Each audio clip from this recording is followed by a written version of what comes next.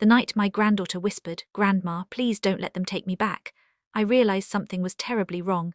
It wasn't the kind of thing a 6-year-old says casually. Not in that tone, not with those eyes wide, trembling and far too aware for her age. And it certainly wasn't something I could ignore. It had started like any other Friday evening. My daughter-in-law, Karina, showed up at my door just after sunset, her heels clicking impatiently against the concrete. She didn't smile when I opened the door, just pushed her sunglasses up into her hair and gestured behind her. "Mom, I need you to keep Lily tonight," she said quickly. I frowned. "Tonight? You didn't mention anything earlier." "I know, it's last minute, something came up." Always came up with Karina: parties, friends, late dinners, vague business meetings. I had long since stopped asking too many questions. My son Daniel used to explain things. Before he started sounding as exhausted as I felt. "Where's Daniel?" I asked. She hesitated just for a second. "He's out of town, work." That didn't sit right with me. Daniel always called me when he traveled. Before I could press further, Lily stepped out of the car. She didn't run toward me like she usually did. No bright smile, no excited grandma. Instead, she walked slowly, clutching a small pink backpack to her chest like it held something precious. Or like it was her only protection. "Hi, sweetheart," I said gently, kneeling down. She gave me a small smile, but it didn't reach her eyes. Karina checked her phone. "I'll pick her up tomorrow afternoon." "Karina," I said, my voice firmer now, "is everything okay?" She looked up irritated. "Yes, why wouldn't it be?" Before I could answer, she leaned down to Lily. "Good," she said sharply. "And don't say anything silly." That last sentence hung in the air, "Don't say anything silly." It didn't sound like a mother talking to a child. It sounded like a warning.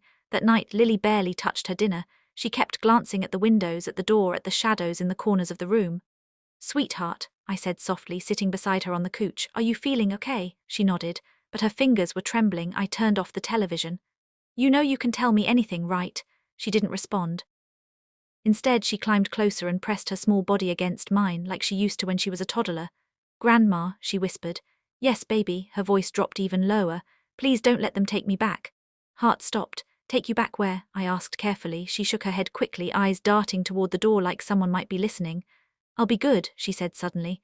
"I promise I won't cry, I won't talk, just please don't send me back." A cold wave of fear washed over me. "Lily," I said, holding her shoulders gently, "no one is going to hurt you here, you're safe, but you have to tell me what's wrong." Welled up in her eyes.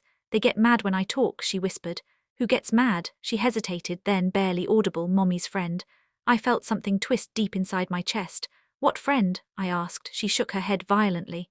"I'm not supposed to say. Mommy said if I tell they'll take me away forever." "That's not true," I said firmly. "No one is taking you anywhere."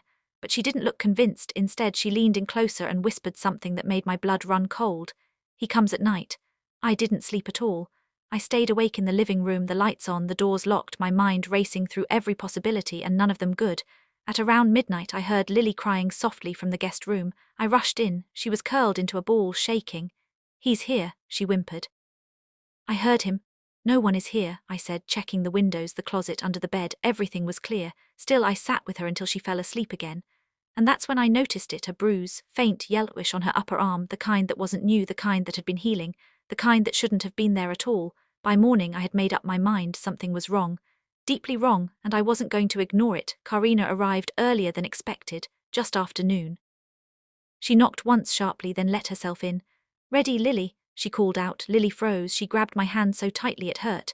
"Grandma, please," she whispered again, panic rising in her voice. I stood up slowly. "Karina," I said, my tone calm but firm, "we need to talk." She rolled her eyes. "I'm in a hurry." "Then you should have planned better," I replied, that caught her off guard. "I'm not sending Lily back with you right now." Silence, then a laugh, sharp and disbelieving. "I'm sorry, what?" She's scared. "She told me things that don't make sense unless something is very wrong." Karina's face hardened. "She's a child, she imagines things. She has bruises. She's clumsy. She says someone comes into her room at night." That did it. Karina's expression flickered just for a second, then she snapped. "You're overreacting. Give me my daughter." Lily started crying. She screamed, clinging to me. "I don't want to go." My heart broke and solidified at the same time. I stepped back. "No." Karina's eyes went cold. "You don't have a choice." "I do," I said quietly, and then I picked up my phone. When I dialed the police, my hands were shaking, but my voice was steady. "I think my granddaughter is in danger," I said. Karina stared at me like I had just betrayed her. "Are you insane?" she hissed. "Do you have any idea what you're doing?" "Yes," I said, "I'm protecting her." Next few hours felt like a blur. Police officers arrived, then social services. They spoke to Lily gently, carefully. At first she said nothing, but then a female officer knelt beside her and said, "You're safe now. No one here is going to get angry at you."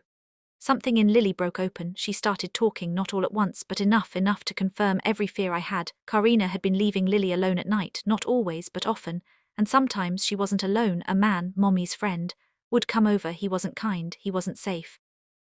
And he had made Lily promise not to tell. Karina was taken in for questioning. She screamed, denied everything, accused me of lying, of turning her daughter against her. But the truth has a way of surfacing. And it did. The man was identified. There had been complaints before, nothing proven. Until now, days turned into weeks. Lily stayed with me. At first, she barely spoke. She would wake up at night crying. She would flinch at sudden movements, but slowly she began to heal. She started drawing again, laughing again, sleeping peacefully. And one day she looked up at me and said, "Grandma, I think I'm safe now." I smiled, though my eyes filled with tears. "You always were," I said. "You just needed someone to listen." Son Daniel came back as soon as he heard. He was devastated. He hadn't known, or maybe he hadn't wanted to see. That's the hardest truth of all. Sometimes the signs are there, but we ignore them because the reality is too painful to face. He filed for custody immediately. And this time I stood right beside him. I often think about that night, about how easily I could have dismissed Lily's words, how I could have told myself she was imagining things, how I could have sent her back. And what might have happened if I did, it still chills me.